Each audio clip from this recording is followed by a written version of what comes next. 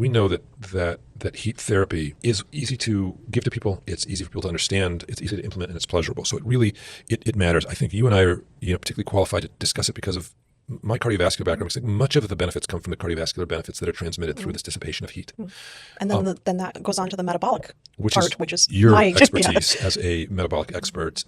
And those combinations allow us to really lead this conversation and bring on guests in the near future that are specialists in the subcategories within that. But one of the biggest things, why has this been so overlooked? Why didn't we have in our various medical trainings at the University of Miami, Cedar Sinai, Yale, wherever we've been, why was there not more emphasis put on this? Why weren't we taught more about this? It was just something, I guess, that people did, as, like when you go to a spa, then you go to the sauna. But I don't think it's ever, I don't think I can remember any conversation like during training or anything or being like, oh, you should recommend sauna to your patients. Yeah.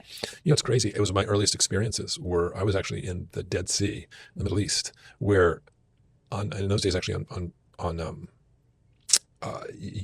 where it was incredibly obvious that people were coming there. In this case, a lot of people's skin conditions, but there were a variety of arthritic conditions. And it had more to do in their cases about the UVA, UVB thing, because it's the lowest spot on Earth. And therefore the dangerous UV rays don't get there, but you still get enough to get penetration into the skin of the less dangerous rays, so UVA versus UVB. So it was a known place where people would get a prescription, particularly from Europe. You'd see a lot of Europeans that come that have a variety of ailments, usually skin-related ailments, and it's still known, I think, very beneficial for psoariasis. But within that grew a variety of places that were taking advantage of the heat and the mud baths and the way of keeping the heat in the body. And this sort of spa culture grew there. So that was an early exposure to me. But that then went on to my studies of the Scandinavian cultures, the Turkish, I think, hammams, in my studies of the Roman cultures and the Roman baths, in the studies of the Japanese cultures where they also used it, are using it. It kind of goes almost everywhere in the world. The indigenous populations that used, heat therapy very, very distinctly. So American Indians. And so bottom line is that it was always there. It's just been overlooked because I think it's hard to study, and it's maybe not as quote unquote sexy as a pill, but I think it was hard to study. But so were the blue zones, so were other things. And we've learned so much along the way. And I think this is the beginning of this era of understanding it and using all these cultural differences to find the benefits. And the Finns have led the way, but they're just one population that's using it in their particular way. And now we have so much more to learn, particularly as we start to delve into women's health, and we know what happens around menopause and the temperature dysregulation that really are very disruptive to women.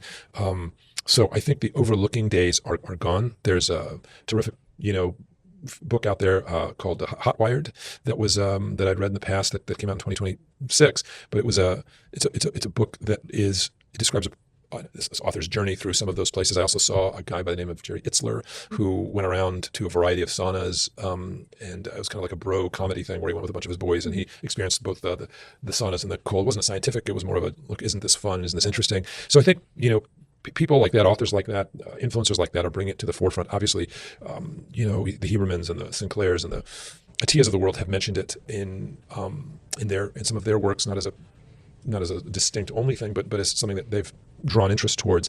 And I think that we are set up to not overlook it and to dive deeper and deeper in it, and to put conferences around it, and to allow.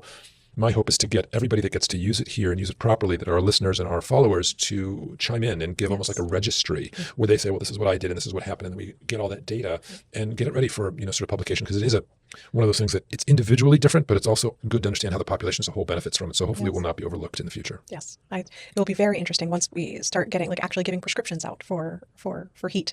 Yeah, that is our goal, and we will accomplish it scientifically as best we can, but practically and most importantly, pleasurably. Yes. Because there are very few people that can sit in an ice bath and say it was really pleasurable, but there are lots and lots of people that can get out of a sauna, even a steam room, certainly a warm or hot bath, and say, this was good for me. And then to take that and to say, well, this is good for you at this dose and this frequency and this type of a sauna or, bath, whether or not you use the salts or not. And all those kind of questions that people ask me all the time, we will answer with our heat health ecosystem, whether it's in the podcast or in the book or in the newsletters or in our summits.